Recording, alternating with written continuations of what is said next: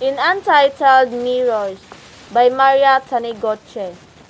So she is an artist who was born in Dumaguete and now living and practicing in Manila. So gipanganak siya sa Dumaguete and now na siya sa Manila for practicing.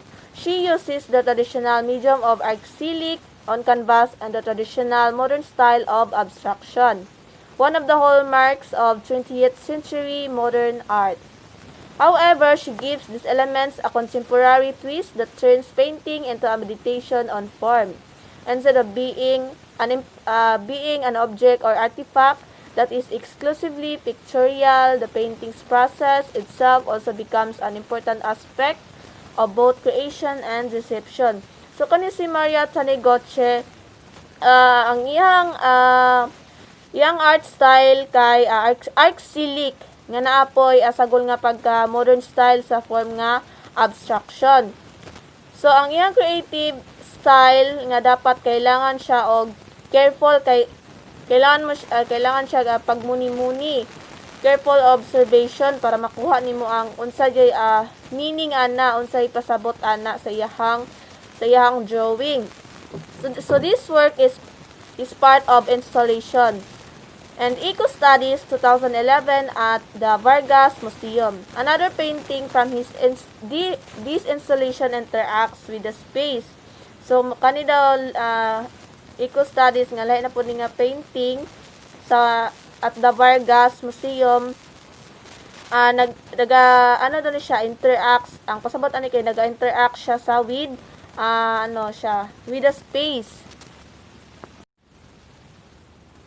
Felix Bacolor's Waiting 2012 transformed an independent space in the Museum of Contemporary Art and Design to a simulacrum, a fake, real, a simulation that is not actually real but simulated or copied, of a thermal waiting room, complete with metallic, immovable chairs and digital clocks that tortuously register the passing of time.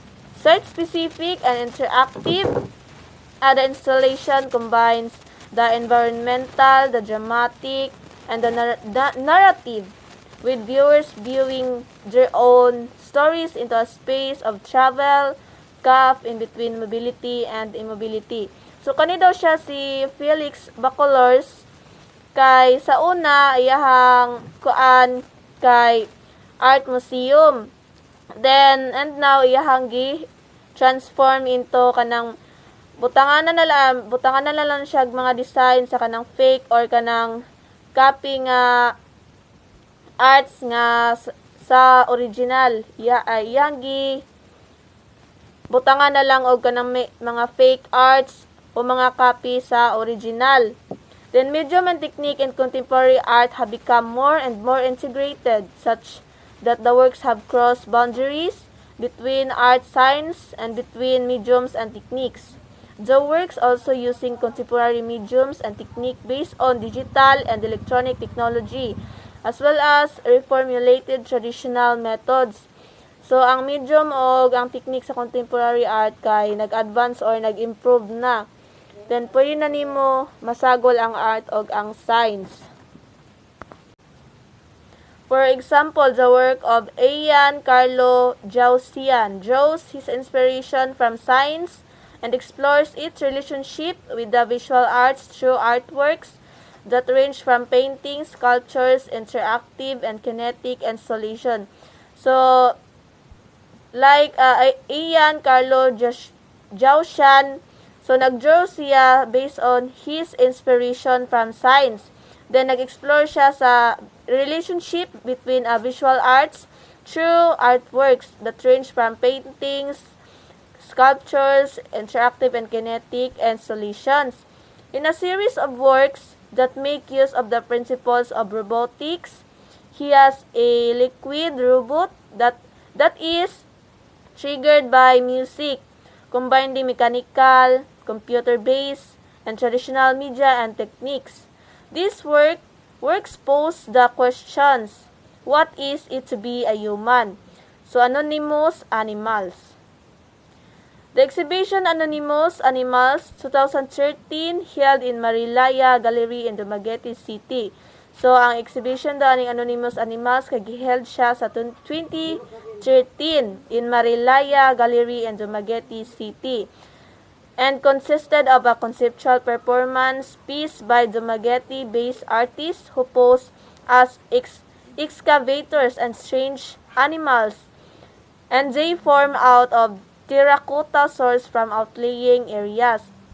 So the artists involved Cristina Tanegoche, Michael Tives, Danilo Solesta, Mark Valenzuela, and Benji Ranada provided the animals they excavated, which they actually made, with matching scientific data, including animals, scientific and common names, taxonomy, morphology, history, and etc. The artists exhibited the terracotta animals as specimens with documentation from an embedded journalist, the photographer Ashley Van Casero, the curator Claudette May Twin, invented stories about the artist. So, muna siya ang nag-invented stories about siya the artist and wrote the fiction in the form of a diary of notes from the field. Aside from being an actual exhibition, the project is also a performance and conceptual piece which is inspired by the work of Juan Fontcoberta and Pierre Formiguera and their book Fauna, 1999. RTY Proyectos Editorialis S.L. Civilis Spain. However, while Fauna, the inspiration is in a book form, Anonymous Animals is also exhibited virtually.